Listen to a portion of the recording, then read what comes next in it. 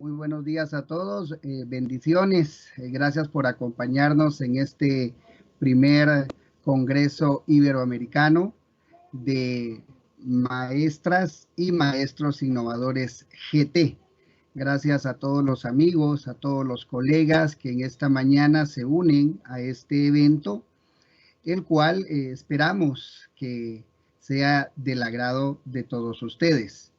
LEC Computación, empresa con más de 20 años de servicio en Guatemala, dedicados específicamente al sector educativo, pequeña y mediana empresa, pues tiene el agrado de poder hacer este magnífico evento que nos permite en este momento pues compartir con toda la comunidad de educadores de Guatemala, de Iberoamérica y de todas partes del mundo que se conectan el día de hoy.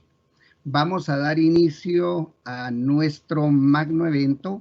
Esperamos que se encuentren todos ustedes pues en la comodidad de sus hogares, listos para gozar de este ciclo de conferencias que hemos seleccionado, amigos que hemos invitado, tratando de cubrir todos los tópicos, todas las aristas que hoy por hoy se están sucediendo en la educación a nivel mundial. Así que vamos a empezar con un pequeño acto protocolario, aprovechando pues que estamos a escasos días de celebrar la independencia de Guatemala, que es el 15 de septiembre. Vamos a hacer algo muy sencillo, pero que en este caso pues es importante para nosotros como país y para muchas otras naciones que también celebran sus fiestas patrias en estas fechas y que junto con algunos países de Centroamérica pues también la celebramos el 15 de septiembre. Entonces en este momento paso a compartir la presentación. Vamos a verificar que todo esté de acuerdo y tengamos el audio listo.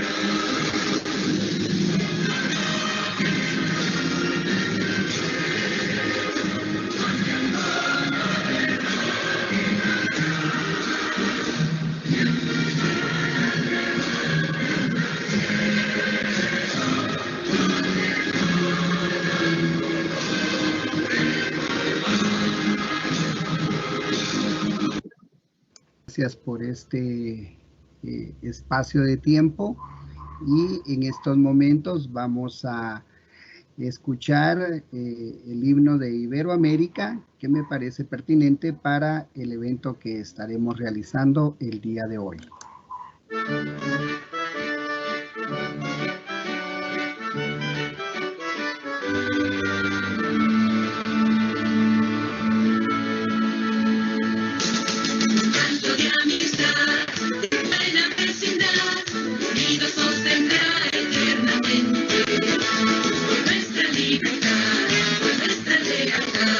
Debemos de vivir gloriosamente, un símbolo de paz, alumbrará el vivir.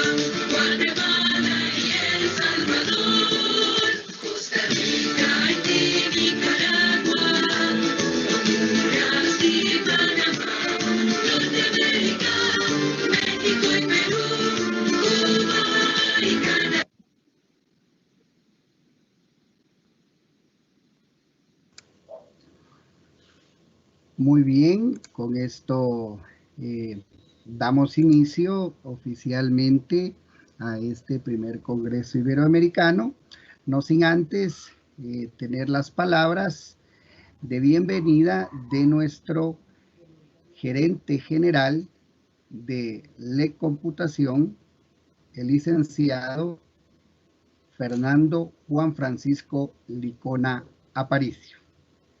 Sea bienvenido, licenciado Fernando Licona.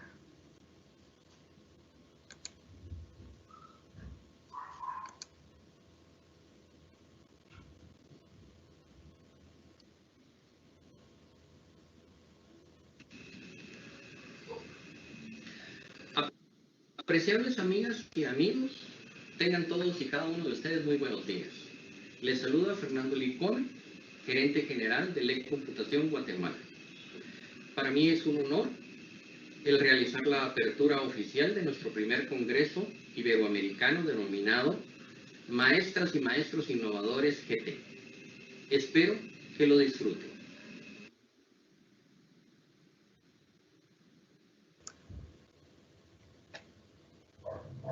Gracias, licenciado Fernando Licona. En este momento vamos a tener ya nuestra primer ponencia. La misma será presentada por un amigo de la empresa de hace muchos años, el licenciado Sergio Morataya, quien tendrá a bien compartir con todos nosotros el tema que en este caso nos va a permitir entender de alguna manera cómo hoy por hoy se están transformando en la sociedad, ¿verdad? Y todos estos entornos de trabajo que se están sucediendo. La conferencia que vamos a tener el gusto de tener en este momento de parte del doctor en Comunicación Estratégica y Social, máster en Dirección de Medios, licenciado en Ciencias de la Comunicación, periodista profesional y profesor en Enseñanza Media en Económico Contable, doctor Sergio Morataya, con la conferencia Homework a la vuelta de la esquina. Estimado doctor, el piso es suyo.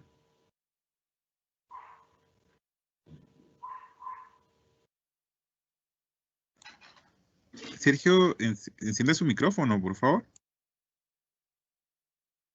Muy buenos días, estimados maestros de Iberoamérica, de Sudamérica, de España, de Guatemala, especialmente a los maestros del área rural de este país que se suman a este Congreso Iberoamericano. Pues sean ustedes bienvenidos. Es para mí un placer compartir con ustedes mi ponencia sobre el teletrabajo, el homework, que está ahí a la vuelta de la esquina, y cómo nosotros como maestros vamos a participar de este movimiento tecnológico y cuál es nuestro rol. Yo he preparado una ponencia en la que explico el momento histórico del trabajo en casa, y aparte de esa relación histórica del trabajo en casa, al final voy a ubicar algunas de las luchas que tenemos que hacer los maestros respecto a este tema del teletrabajo. Como ustedes saben, el COVID-19 vino a acelerar el proceso de trabajar en casa para los maestros, que ha resultado en algunos casos un proceso difícil, pero que espero que después de esta charla ustedes puedan ver el homework desde otro punto de vista, ¿verdad? Un punto de vista de saber qué es lo que nosotros tenemos que hacer, qué capacidades somos las que tenemos que adquirir y cómo tenemos que ver a nuestros estudiantes también en el lado puramente humano, y a los padres de familia que están inmersos en esto. Nosotros como trabajadores, como parte del proceso productivo, somos trabajadores especiales, porque no somos, por ejemplo, como los obreros que desempeñan su trabajo con objetos sin vida. No, nosotros somos formadores de niños, de adolescentes y de adultos en las universidades. Entonces, quiero presentar mi pantalla y dentro de la... solo una ayuda ahí, por favor, Marco Tulio. ¿Esta es la pantalla? ¿Cuál es la pantalla?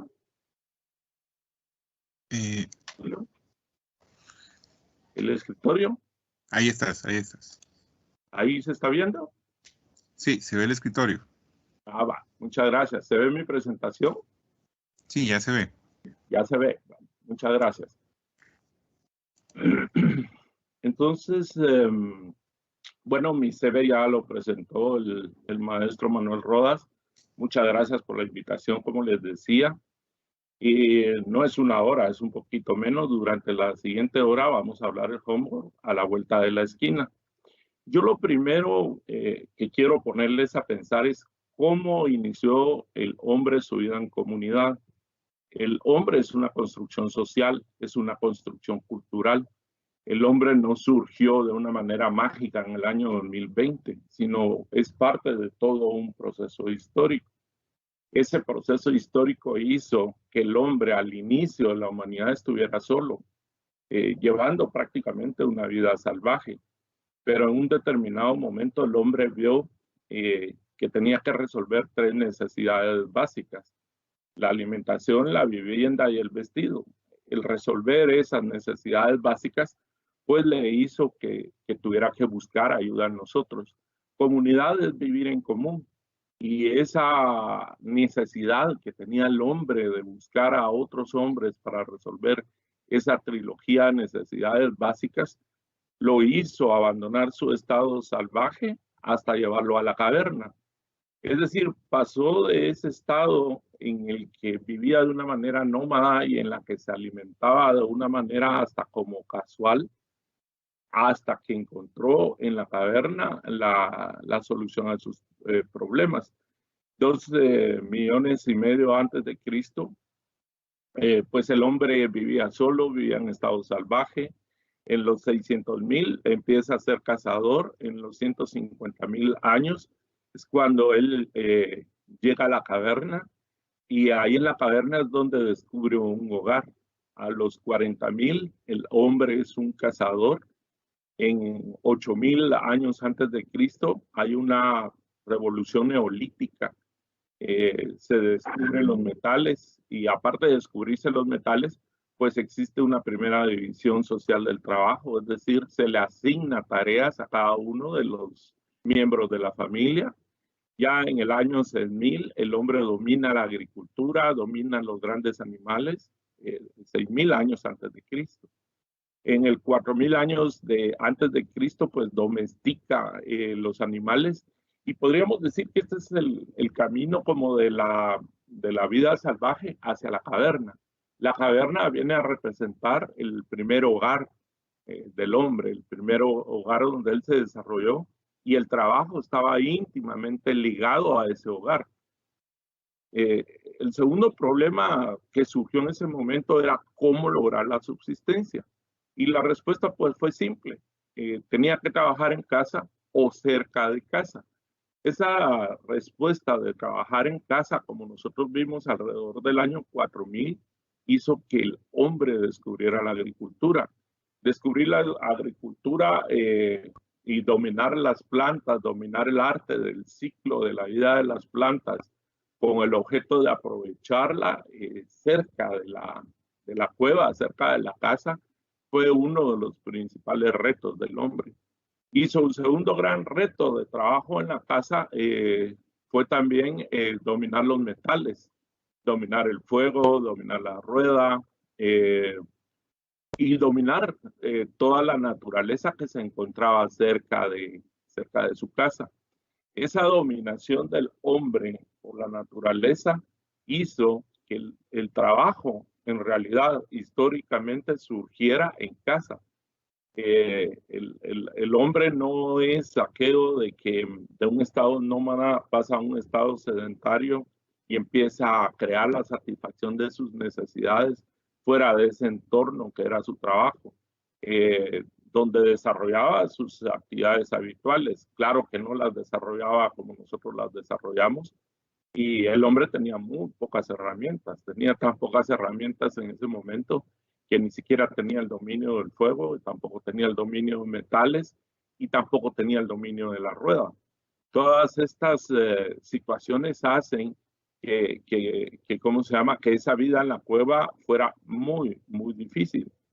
El hombre como construcción cultural en su establecimiento del mundo constituyen las primeras redes sociales, ya haciendo el homework de un contexto físicamente difícil, aún sin tecnología que le facilitara las cosas.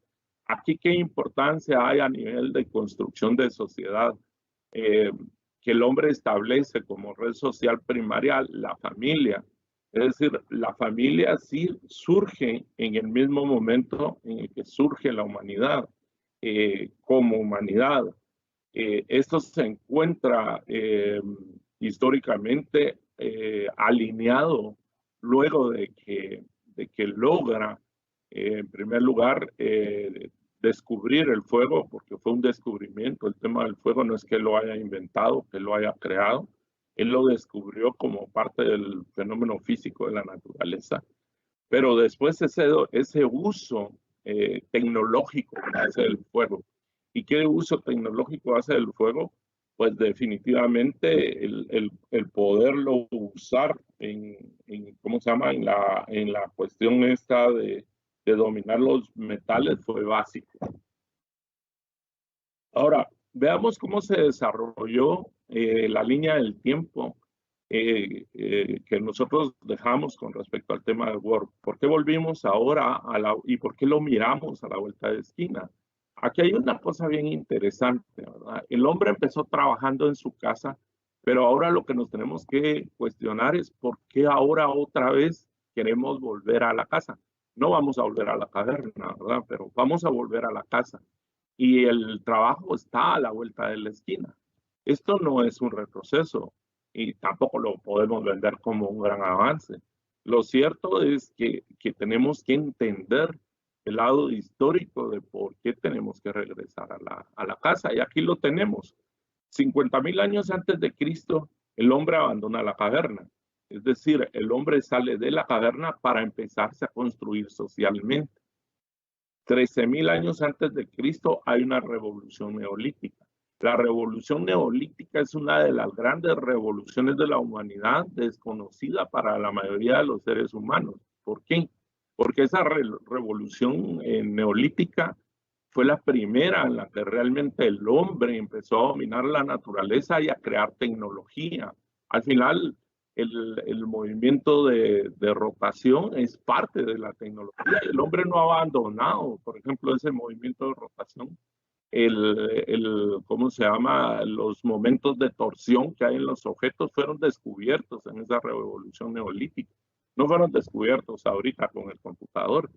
El dominio, por ejemplo, de algunos principios mecánicos, el de la mayoría de las máquinas, principian 13,000 años antes de Cristo. 7,000 años antes hay una cosa importante desde el punto de vista social, es cuando surgen todas aquellas sociedades esclavistas. Estas sociedades esclavistas tienen como característica el hecho de que el hombre que vivía en la caverna y que después se agrupó en viviendas aisladas es organizado en estados en grandes cantidades de seres humanos con el objeto con fines ceremoniales, con fines arquitectónicos, con fines astronómicos, y se empiezan a desarrollar todas las ciencias en ese sistema esclavista del 7,000 años de Cristo. Pero podemos decir que la construcción democrática, la construcción de lo que es la occidentalidad, empieza 1,200 años antes de Cristo, con la fundación de las primeras ciudades griegas. Las polis griegas vienen a aportar a la humanidad el orden que necesitaban las redes sociales de segundo estamento. Estas redes sociales de segundo estamento pues son los estados. Los estados lo que hacen es organizar las instituciones. ¿Y qué instituciones organizan? Pues organizan la educación, organizan el derecho, organizan la religión. La influencia de esas polis griegas es tan fuerte en todo el mundo, especialmente en Europa, que pasa prácticamente a toda América Latina y a todo esto, lo que nosotros conocemos como el mundo occidental. El mundo occidental tiene una fuerte base filosófica, matemática, científica y de forma de pensar, de ver el mundo y de cosmovisión en los griegos. 476 años después de Cristo hay un hecho histórico que estremece el mundo, que es la caída del Imperio Romano de Occidente. 1000 años después cae el Imperio Romano de Oriente. Roma llegó a conquistar, llegó a dominar todo el mundo. No era Italia como la Italia que conocemos ahora, sino era más bien Roma, el centro del mundo.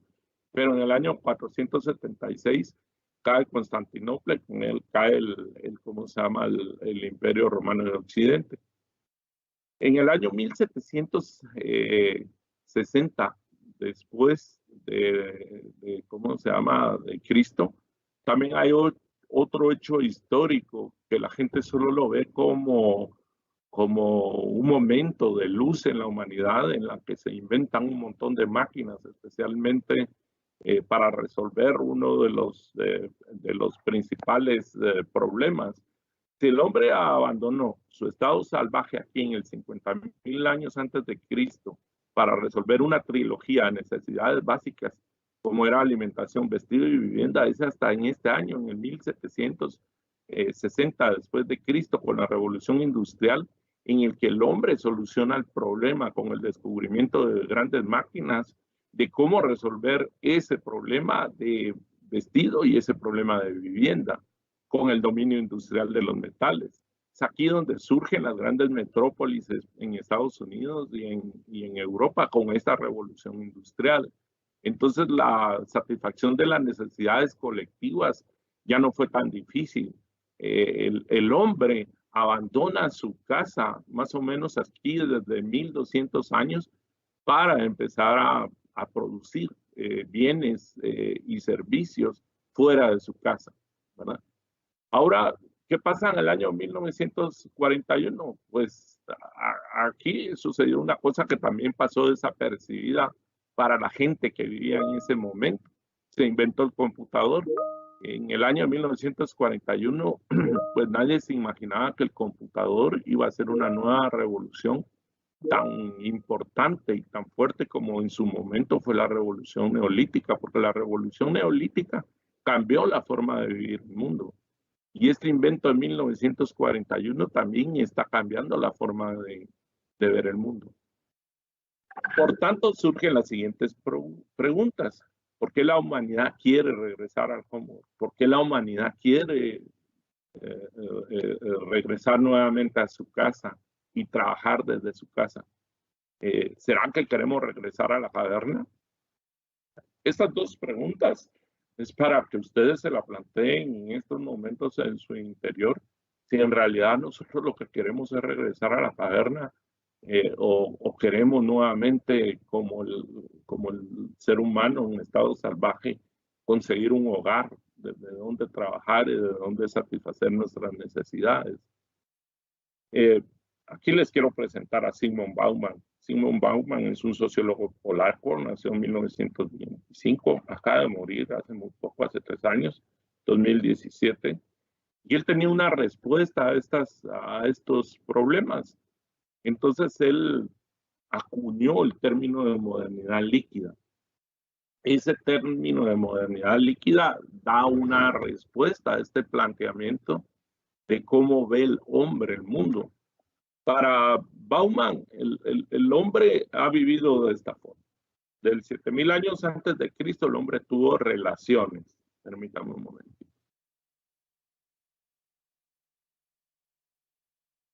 El hombre tuvo relaciones. Del año 7000 años antes de Cristo, existió un mundo real. Pero en el año 1990, con la comercialización del Internet, no es que en el año 1990 haya sido inventado el Internet. El Internet es un invento militar y académico que viene de los años 1940, pero que pasó prácticamente sin llegar a las masas hasta el año 1990.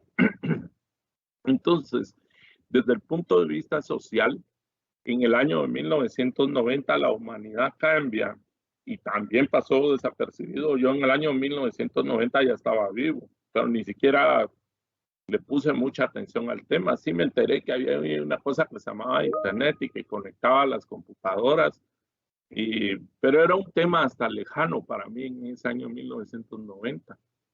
Ese es el origen de las conexiones en las relaciones humanas.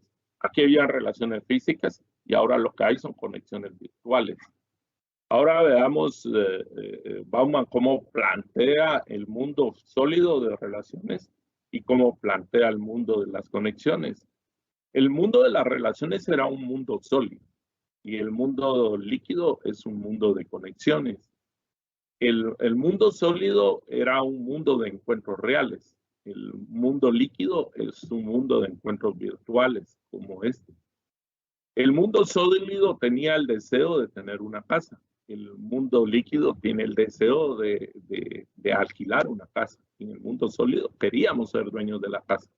Ahora aquí lo que queremos es alquilar una casa. La otra cosa, en el mundo sólido se quería comprar un carro para la familia. Ahora lo que se quiere es el carro para el individuo y hay que cambiarlo cada año. La otra cosa, en el mundo sólido, la gente quería relaciones estables de parejas, estableciendo una familia, el matrimonio y el deseo de eternidad. Ahora, en el mundo líquido, las relaciones son efímeras, especialmente las relaciones de pareja, las relaciones de amistad también, en ocasiones las relaciones laborales no, porque las relaciones laborales todavía han seguido dentro del mundo sólido, las cuales pueden terminar en cualquier momento y sin compromiso en el caso de las relaciones líquidas. Esas bases sólidas del que hablaba Bauman aspiraba a no tener cambios abruptos. En términos de desarrollo profesional, todos aspiramos a hacer una carrera. La docencia es una carrera, la carrera docente. Es decir, en el momento en el que yo escogía mi profesión, estaba escogiendo una profesión para toda la vida. Y al menos a mí sí me sucedió. Tengo 35 años de ser maestro. Voy a cumplir prácticamente casi 60 dentro de 2 años. Es decir, que más de la mitad de mi vida yo he sido docente. Pero ahora los chicos no piensan en una carrera, ni siquiera piensan en tener un trabajo estable. Ni siquiera están pensando en que quieren ser algo, pues simple y sencillamente están preocupados de lo que va a ocurrir este fin de semana, nada más. La vida en ocasiones tiene como meta ver para una semana o si mucho para 2 semanas, de tal forma que ese mundo líquido está administrado por la inteligencia artificial. En la inteligencia artificial hay una cosa interesante, que hay una inteligencia artificial débil y hay una inteligencia artificial dura. La inteligencia artificial débil es como la de nuestros teléfonos. Es incapaz en este momento como de actuar por sí misma y es incapaz, por ejemplo, de hacer algunas tareas que la inteligencia artificial dura sí puede hacer. Esto permite que las máquinas realicen un trabajo pesado y que los seres humanos volvamos a la caverna en la era actual, que la conduce en realidad a su trabajo para sobrevivir desde su casa. Es decir, esa interacción de nosotros con la inteligencia artificial que está constituido por las máquinas de última generación hacen y obligan nuevamente al hombre a regresar a una especie de caverna. Claro que no es una cueva en la naturaleza sin ninguna comodidad. Esta es una cueva moderna, una cueva donde se va a poder controlar la luz, se va a poder controlar incluso la temperatura dentro de la casa y se va a poder controlar todo. En ese sentido, se establece que el home está a la vuelta de la esquina. Está a la vuelta de la esquina porque en términos de línea de tiempo, no tenemos que esperar para un cambio abrupto en la humanidad millones de años o miles de años o cientos de años.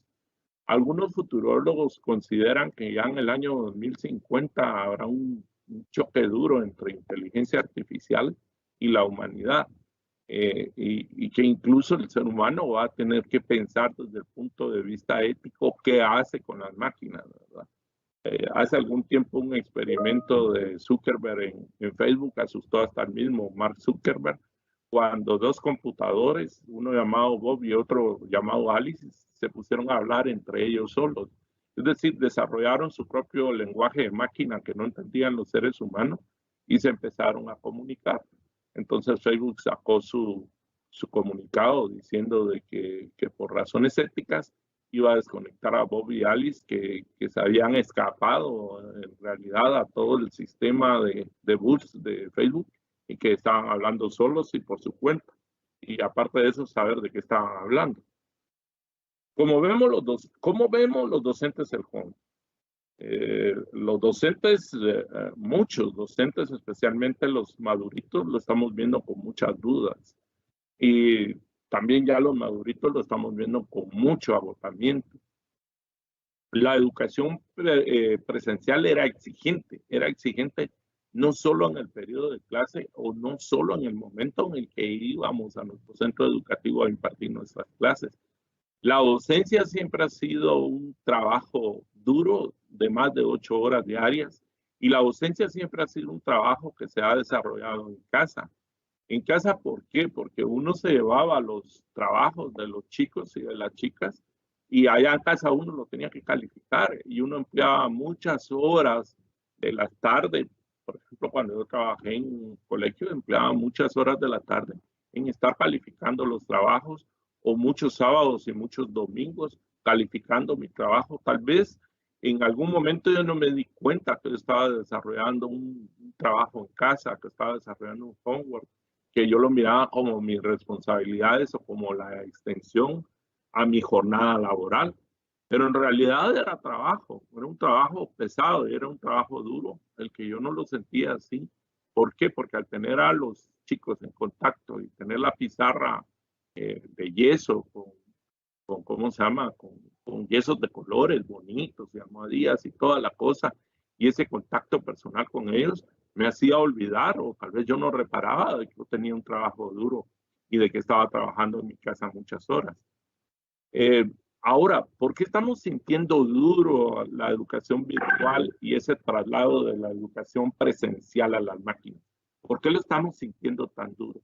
Lo estamos sintiendo tan duro por esa hipertextualidad, por el exceso de información. O sea, cualquier contenido que nosotros le podamos dar a los chicos, pues está en la red y está al alcance de ellos sin nosotros.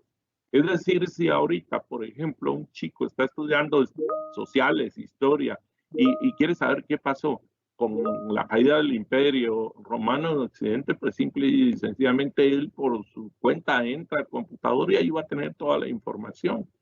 Si yo quería saber qué había ocurrido con la caída del Imperio Romano en Occidente, pues tenía que esperar la próxima clase del profesor La Parra, que era un excelente profesor y que me iba a enseñar cuáles eran las razones y quiénes habían sido los actores que habían incidido en eso.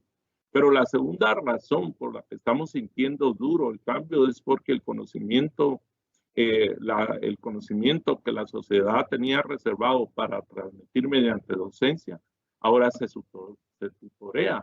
Es decir, la sociedad tenía reservado para los maestros la facilitación del conocimiento, que no era información. Ahora el docente va a tener un nuevo rol.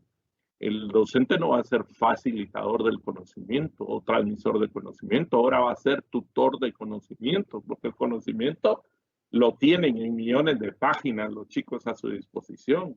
Ahora lo que nosotros tenemos que administrar es enseñarlos a buscarlo y aparte de enseñar a buscarlo es enseñarlos a que busquen calidad de conocimiento.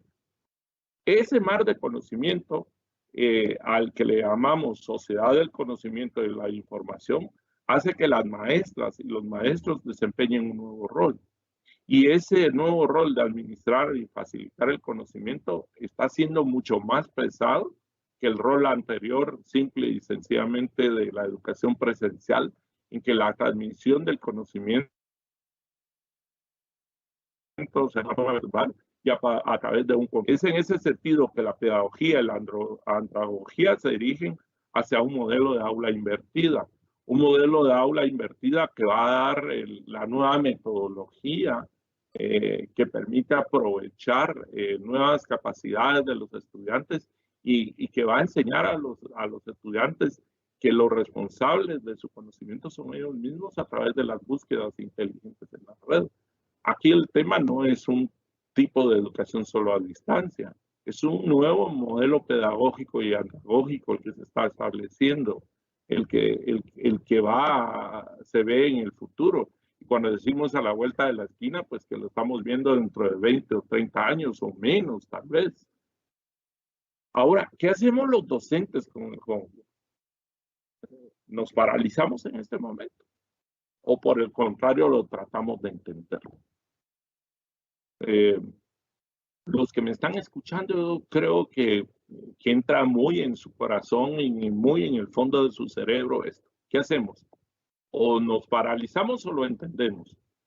Yo considero que vamos a tener que hacer lo segundo, entenderlo. Ninguno de nosotros podemos revertir esta revolución que se ha llamado sociedad del conocimiento y de la información. La revolución industrial fue más fácil de distinguir porque eran un montón de máquinas que estaban ahí, un montón de monstruos de metal, de mucho ruido que no existían antes y que empleaban masas completas de personas que trabajaban explotadas, jornadas de 16, de 18 y hasta de 20 horas para producir bienes y servicios. Esta revolución de la sociedad del conocimiento y de la sociedad de la información, a la que un comunicador y sociólogo español, Manuel Castells, llamó sociedad red, hace en un determinado momento de que nos paralicemos, de que nos dé miedo, pero no nos debe dar miedo, sino por el contrario, tenemos que entender qué es lo que nos corresponde hacer. Muchos puede ser que no seamos nativos digitales, pero tenemos que aprender ciertas cosas. La humanidad en este momento se divide en dos tipos de personas. Sabemos dos tipos de personas, los nativos digitales y los migrantes digitales. ¿Quiénes son los nativos digitales? Pues los nativos digitales nacieron en la década de 1990, en los años 2000, y cuando empezaron ellos su proceso de educación, pues ya tenían a su disposición el computador y ya tenían a su disposición muchos avances. Todo eso hace que ellos sean considerados nativos digitales. Ahora, los que nacimos antes del año 1990, pues aprendimos de otra forma, sin el computador, sin la calculadora en algunos casos, y eso hace en un determinado momento que nosotros seamos migrantes digitales. Entonces, lo primero que tenemos que hacer es mejorar nuestras búsquedas en Internet. Tenemos que aprender a buscar el conocimiento en Internet. ¿Por qué? Porque los chicos tienen más habilidades que nosotros para buscarlo. Hace 2, 3 semanas, un niño de 7 años que yo tengo, cuando yo le dije, mira, yo no sé tal cosa, búscalo en Google. Ahí en Google, ahí está todo. Ahí lo puedes buscar. Me estaba hablando de un anime que yo nunca lo había oído mentar, a Naruto. Busca ahí en Google y ahí vas a saber quién es Naruto. Entonces, los niños saben dónde encontrar la información. Hay que navegar en las plataformas educativas más populares. No le podemos hacer el feo a Moodle, no le podemos hacer el feo a Classroom, no le podemos hacer el feo a Camilo, no le podemos hacer el feo a nada, a nada. Por ejemplo, LEC tiene más o menos 25 años de estar desarrollando una plataforma académica y administrativa de primer nivel.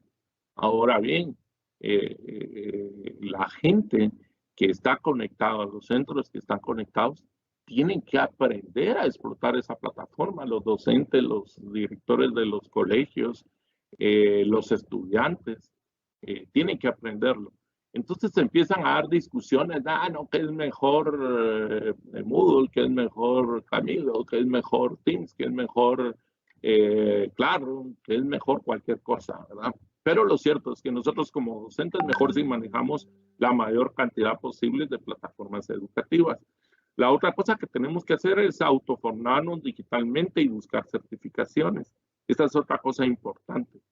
Yo puedo aprender todo lo que yo quiera, pero el mundo está caminando hacia las certificaciones. Y lo otro es hay que entender que no debemos perder nuestros derechos humanos y laborales. Tendremos que ser capaces de aceptar el homework como un hecho, sin perder vinculación con nuestros centros educativos, sin perder vinculación con la realidad, sin perder vinculación con nuestras compañeras maestras y maestros, sin perder vinculación con los administradores de nuestros centros administrativos y lo más importante, sin perder la vinculación física con nuestros estudiantes. Y hay que usar del derecho humano al trabajo. Aunque la modernidad líquida nos quiere imponer relaciones efímeras sin base a derechos, especialmente laborales y a derechos humanos, nosotros como gremio tenemos que luchar por nuestros derechos derechos laborales, por nuestros derechos humanos. Es decir, sí tenemos que ir a casa, sí tenemos que tecnificarnos, sí tenemos que adquirir nuevas capacidades, pero sí debemos de entender que no puede la humanidad también en un determinado momento dejar por un lado algunos derechos humanos que quiere violar la dinámica del homework. El homework como movimiento, como revolución social, que en ocasiones nadie sabe quién la está liderando ni quién es la cabeza. Y ahorita con el tema del COVID, pues salieron hasta teorías de la conspiración, que los Illuminati fueron los que decidieron, ¿cómo se llama?, esparcir el virus, otros con que China, por razones económicas, para debilitar a Estados Unidos y hacerlo retroceder en algunos índices, pues lo es, ¿cómo se llama?, liberó el virus. Otros son de la teoría contraria, de que fue Estados Unidos el que fue a tirar el virus a China para culpar a China de esta catástrofe mundial. Otros que Bill Gates se ha puesto a experimentar con el tema del Internet de las cosas y que dentro de ese tema del Internet de las cosas nos considera tan cosas que quiere implantarnos un chip. Entonces, independientemente de todas estas teorías de la conspiración, nosotros nos tenemos que ubicar de cómo queremos el homework. Yo para esta ponencia pues me puse a pensar cómo lo quiero yo, cómo aspiro yo a un homework. En primer lugar, que sea justo con todos nuestros derechos, con toda nuestra estabilidad y con toda la estabilidad que nos daba el mundo real antes del año 1990. Segundo, que sea un movimiento social, pedagógico y antropológico ético, y que dentro de los términos éticos, la humanidad, los dirigentes de nuestro país, los funcionarios educativos, los dueños de los centros, puedan entender que las maestras y los maestros pues necesitamos ese tratamiento moral. La otra es ese respeto a los derechos humanos y laborales. Respetar los derechos humanos y laborales es entender, por ejemplo, que como docentes o como maestras y como maestros no podemos estar recibiendo tareas a las 2, 3 de la mañana, estar atendiendo a padres de familia a las 5, estar atendiendo la llamada de nuestro coordinador a las 10 de la noche, estar calificando sábados y domingos. No, hay que llegar, la humanidad va a tener que llegar a establecer acuerdos con respecto a temas de horarios y con respecto a horas de conexión y de desconexión. Y la humanidad se va a tener que poner de acuerdo en varias cosas que tiene pendientes, en cómo administrar la sociedad red, en cómo administrar el Internet, en cómo llevarle el Internet a toda la humanidad, porque hay grandes grupos humanos, especialmente en Asia, África y América Latina, que están desconectados del Internet. Y esta sociedad red lo único que ha hecho es ensanchar la brecha digital entre los que tenemos ciertos privilegios y los que no lo tienen, entre el tema de la exclusión.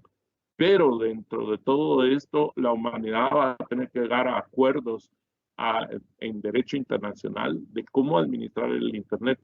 Y aparte de cómo administrar el Internet, la Organización Internacional del Trabajo ya está empezando a dar pasos para defender los derechos laborales de toda la humanidad y que los países empiezan a discutir y a pensar cómo se van a dar leyes transnacionales globales respecto a los derechos humanos y del respeto a las jornadas de trabajo. Es decir, el homework solo va a tener éxito también, no solo si resuelve ese problema físico de la infraestructura del Internet, de la infraestructura de establecer redes, router, cables, sino también va a tener éxito si resuelve el problema humano de las relaciones laborales, de las relaciones sociales y de la forma en la que se va a tener que dar este tipo de trabajo. Yo creo que estoy sobre el tiempo. Como docente que soy, a mí me gusta cumplir. Yo estoy hasta las 9 de la mañana. Quiero darle las gracias por escuchar esta ponencia en este congreso. Y quiero que se queden pensando ustedes en homework. A la vuelta de la esquina tiene que ser un homework humano. Un homework humano, un trabajo, un teletrabajo. Castel acuña el tema de teletrabajo y de televida. Así le llama Castel a este movimiento o a esta revolución social conocida como la sociedad red, basada en la sociedad del conocimiento y de la información, que el ser humano tiene que pensar en sus niños, tiene que pensar en las madres y en los padres de familia, pero también cuando habla de la brecha educacional digital, él plantea el hecho de que también como humanidad tenemos que pensar en la vida de las maestras, en la vida de los maestros, y que esa vida de los maestros y de las maestras nos tiene que llevar a mediar cosas del mundo sólido, del mundo real, como lo planteaba Bauman, que no se pueden abandonar. El tema, por ejemplo, de las relaciones sociales estables, el tema de las relaciones personales basadas en ¿cómo se llama?, en una estabilidad, en una línea de tiempo, y el tema también de participar socialmente de esta revolución sin dejar de tener relaciones reales. Es decir, uno de los retos de la educación virtual o de los entornos virtuales de aprendizaje y de las grandes debilidades que los futurólogos y los sociólogos le dan a la comunicación virtual es el hecho del aislamiento, el hecho de la privatización de la individualidad, así, con ese término científico lo acuña. La privatización de la individualidad es que nuestras niñas y nuestros niños quieren estar solos con su computadora y no quieren salir a cenar, o no quieren salir a jugar al patio, o no quieren compartir con nosotros en el mundo real, en este mundo que todavía podemos palpar, que todavía podemos tocar. A ellos les gusta más la hiperrealidad, les gusta más los juegos, pero Castel dice que sí hay cierta congruencia entre el yo online y el yo offline. Esa congruencia en este momento hace de que como humanidad tengamos que administrar bien el teletrabajo, la televida, la sociedad del conocimiento, la sociedad de la información. Y no quiero terminar sin irme agradecido con Leque, especialmente por darme la oportunidad de abrir este congreso, con Fernando, con Manuel, con Marco, William, Luisa, bueno, no sé. Este equipo de Leque es tan grande y son tantas personas, es difícil nombrarlos en este momento, pero muchas gracias por estar acá, por escuchar la ponencia y Leque, este Congreso Iberoamericano, lo estemos celebrando el otro año, y que sea un aporte para los maestros de Guatemala, un aporte el que se pueda poner sobre la mesa estos temas interesantes. Muchas gracias a todas y todos por haber estado aquí. Muchas gracias, doctor Sergio Moratalla, por esta participación y esta conferencia tan importante, en la cual hemos dado el inicio de gala, le digo yo, que usted representa también para nosotros como empresa y el mensaje que queremos hacer llegar a todos estos docentes, todas estas maestras y maestros innovadores de Guatemala. Como usted lo mencionó, deben ser más resilientes, ¿verdad? Ya no podemos detener esta transformación digital de todas las instituciones educativas, de la sociedad, de la economía, de la política, en todo está presente la tecnología. Y esta conferencia pues ya empieza a mostrarnos ese panorama de lo que está sucediendo y seguirá aconteciendo de ahora en adelante. Por acá tengo una pregunta al doctor Morataya. Esta pregunta tiene que ver con lo siguiente, permítame. Dice, ¿qué peligro supone el homework para la relación social? Bueno, los peligros que supone era esa que mencionaba, la privatización de la individualidad, es el primero. ¿Cuál es la privatización de la individualidad? Es que el estudiante ya no está con sus compañeros de clase físicamente, sino está con un computador. En ese computador se despliega la imagen, como en este momento, de sus 25 compañeros. Mira a su maestra, desarrolla todas las actividades que le están dando, pero él está solo. El estar solo se está perdiendo aquella parte que tenía la educación física, que era el tema de la sociabilidad. Nosotros aprendíamos jugando. A socializar se aprende jugando, se aprende haciendo, se aprende sirviendo. Ese es el primer gran peligro que tenemos con respecto a este tema para los niños. Pero qué gran peligro tenemos para nosotros los maestros. Para nosotros los maestros, en términos generales, lo primero es el que no hay respeto a nuestros horarios de nuestra vida, por ejemplo, privada. Yo como maestro entraba al colegio a las 7 de la mañana, salía a la 1 de la tarde, me iba a estudiar a la universidad, hacía mis tareas, dejaba para el fin de semana calificar las cosas de mis estudiantes del colegio. Pero ahora sucede que los maestros, como en Congo, no están así. A las 5 de la mañana, 6 de la mañana, ya les están poniendo un mensaje. Fíjese, señor, que mi hijo va a tener tal problema porque no le pude dejar tal cuestión. O fíjese que la señal de internet no está bien, o hoy van a cortar la luz en mi localidad, entonces no se va a poder conectar a la máquina. Entonces nos despertamos con mensajes de padres de familia. Luego se desarrolla en la mañana, por ejemplo, las clases virtuales. Al terminar esas clases, pues tenemos que empezar a hacer las guías, tenemos que empezar a buscar los materiales en internet. Bueno, se nos va ahí toda la tarde.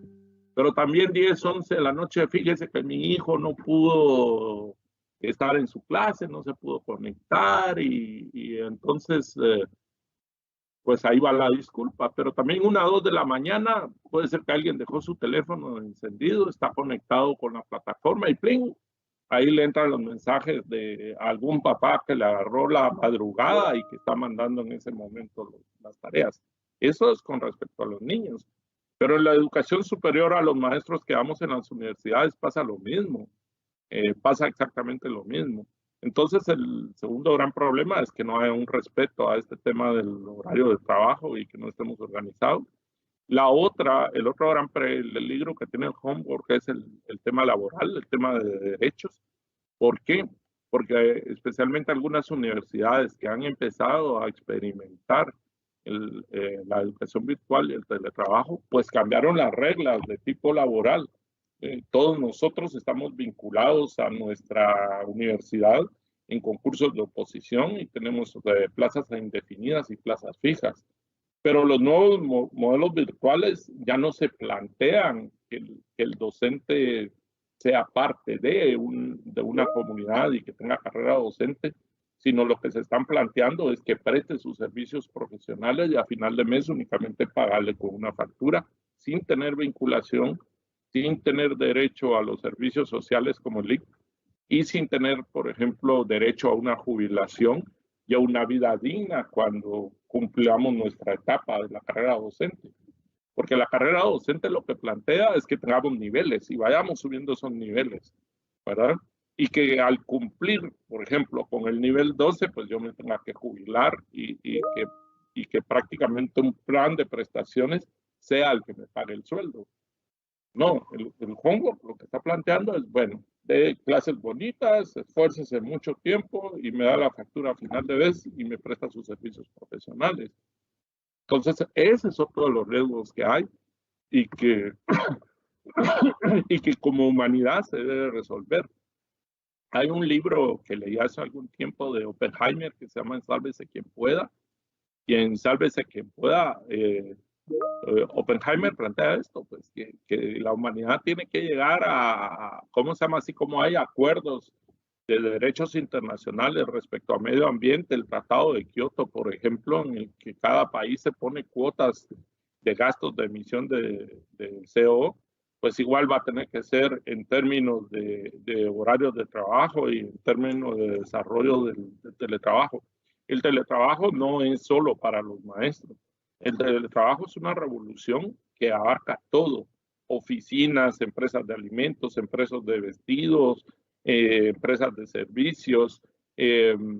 Por ejemplo, Amazon reparte ya no en Estados Unidos con repartidores en moto, no es Globo, no es Hugo, no es Uber el que lleva, sino son drones los que llevan los productos en ciertas áreas, sustituyendo a los mensajeros.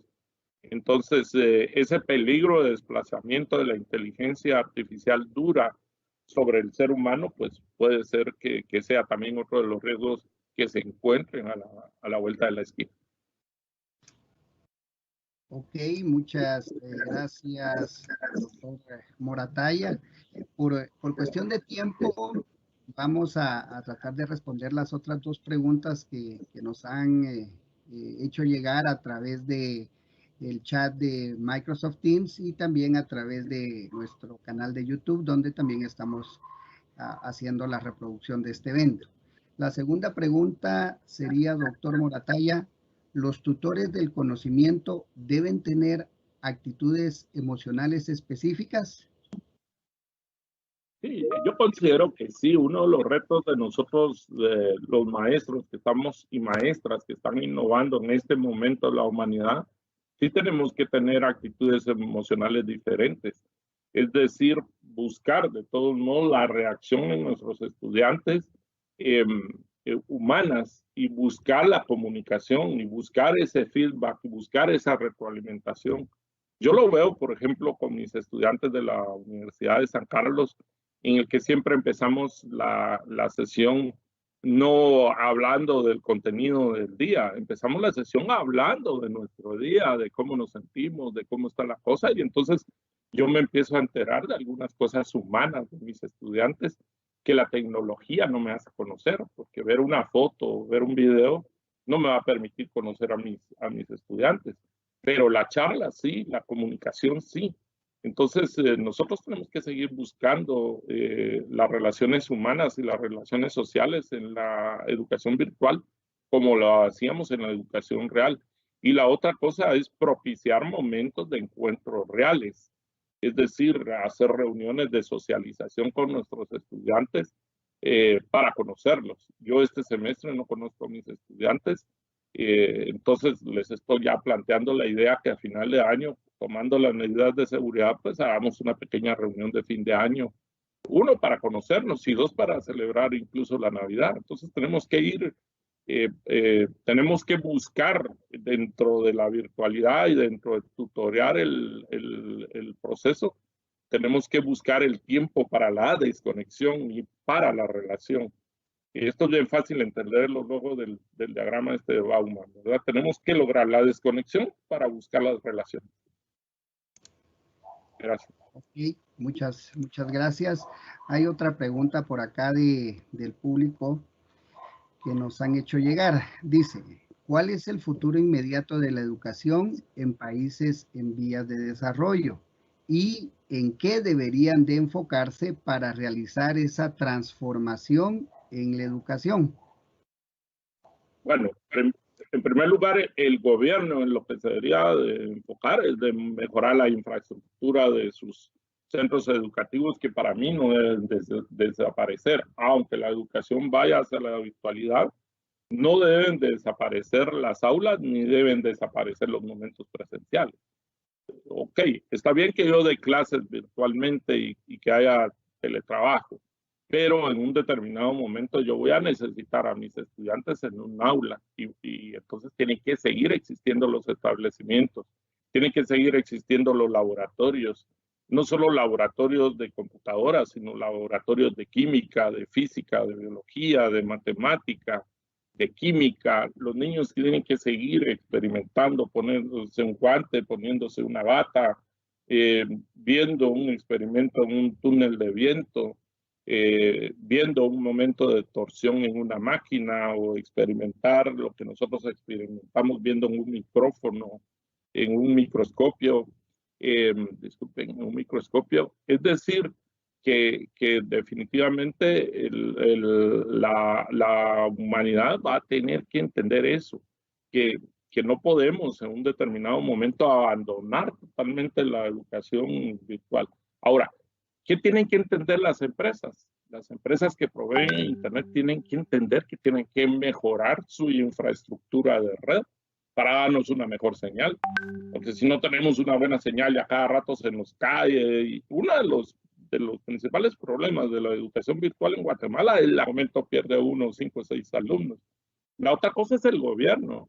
El gobierno tiene que tener ya una política desde el Ministerio de Educación de red, una política de entender la educación virtual y no solo verlo como homeschooling y que vamos a ver colegios virtuales y colegios reales. No, esto tiene que ser integral, es decir, tiene que abarcar a todo, la educación a distancia, la educación presencial, los colegios grandes, los colegios medianos, los colegios pequeños, los colegios A, B, C, D, porque así los clasifica el sistema educativo en Guatemala. Entonces, este lo tiene que entender el gobierno, lo tiene que entender la empresa privada, y cuando digo empresa privada no solo me refiero a los colegios, sino me refiero, en este caso, especialmente a los que proveen el servicio de Internet, y lo tenemos que entender los maestros también, y también lo tiene que entender y como sociedad de que nos tenemos que conectar a un movimiento mundial, porque esto va a estar globalizado, va a estar en red totalmente. Ayer hablaba con mis estudiantes de comunidades virtuales y sociedad real. Las comunidades virtuales es esta. Es una comunidad que tiene un fin o un interés específico, pero la sociedad red son todas las conferencias que se están dando en este momento, todos los grupos de las redes sociales, en Facebook, Twitter, Instagram, WhatsApp, Telegram, que en este momento están chateando. Esa es la sociedad red. Entonces, la educación es parte del teletrabajo, la educación es parte de la sociedad red, la educación es parte de esta revolución en el que todos debemos de participar.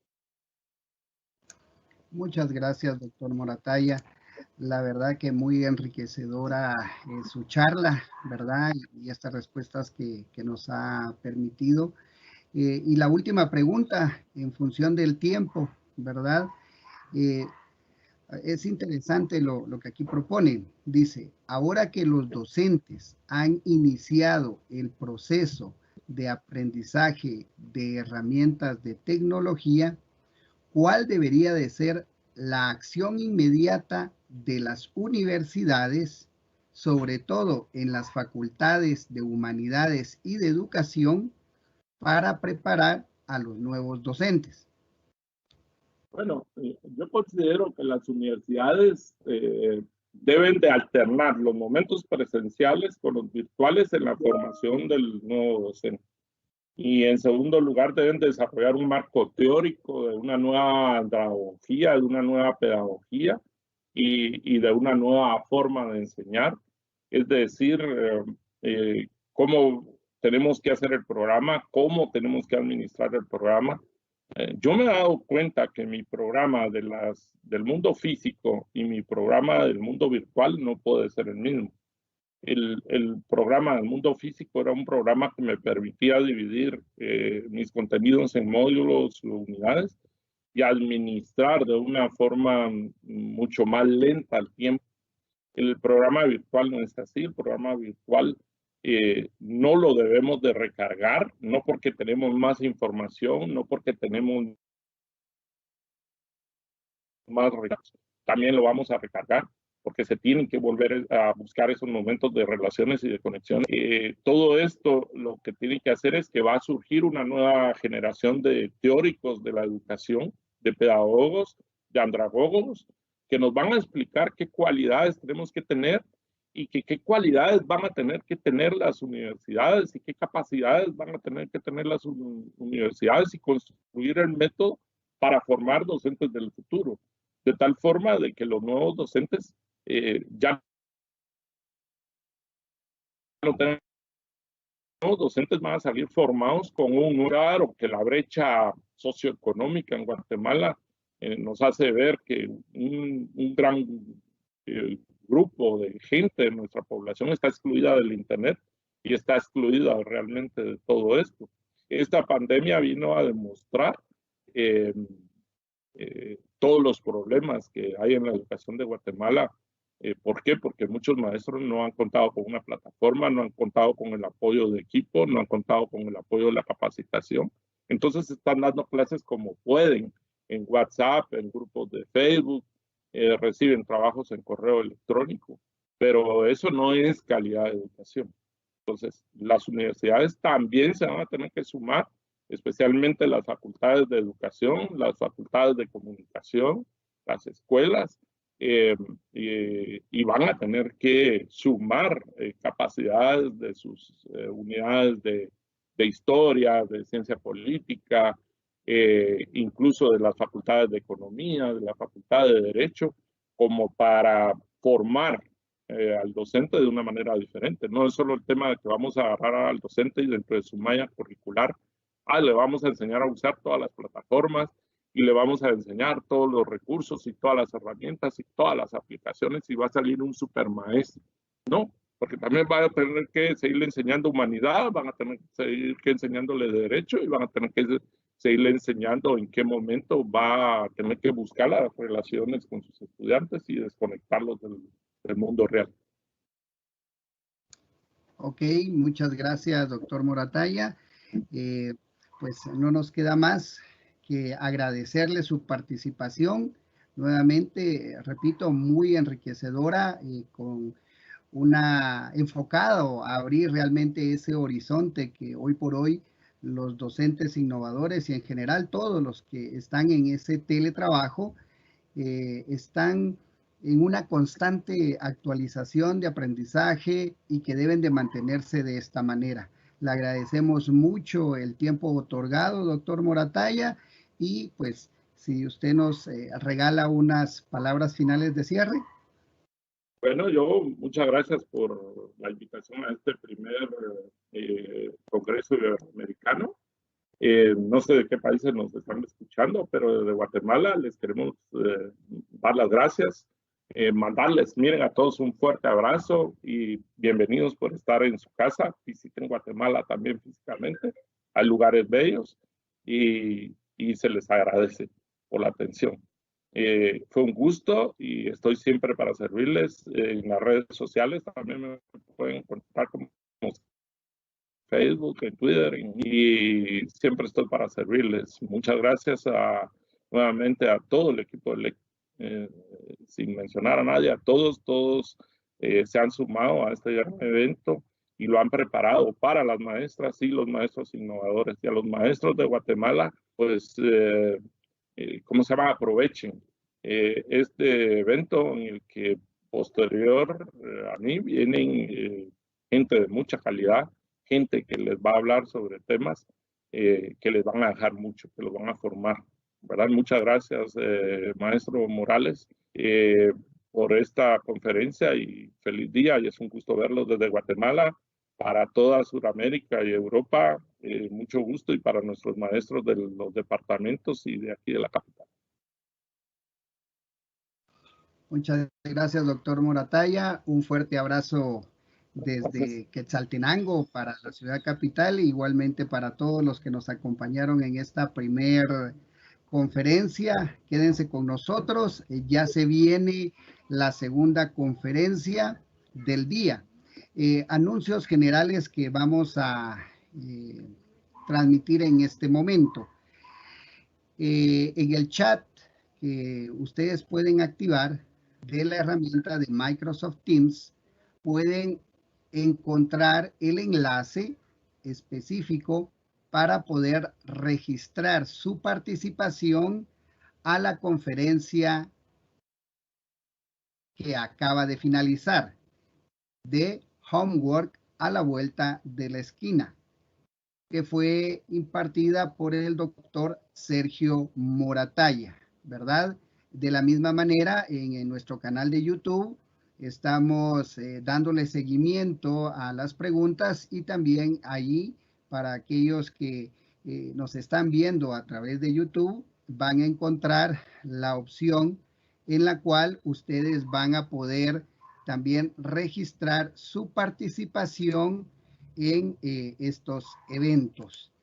En este momento vamos a solicitarle a Control Central, por favor, Control Central, profesor Marco, si nos puede compartir nuevamente un momento nuestro video promocional, en lo que hacemos la recepción de nuestra siguiente conferencista, maestra Marcela Casas.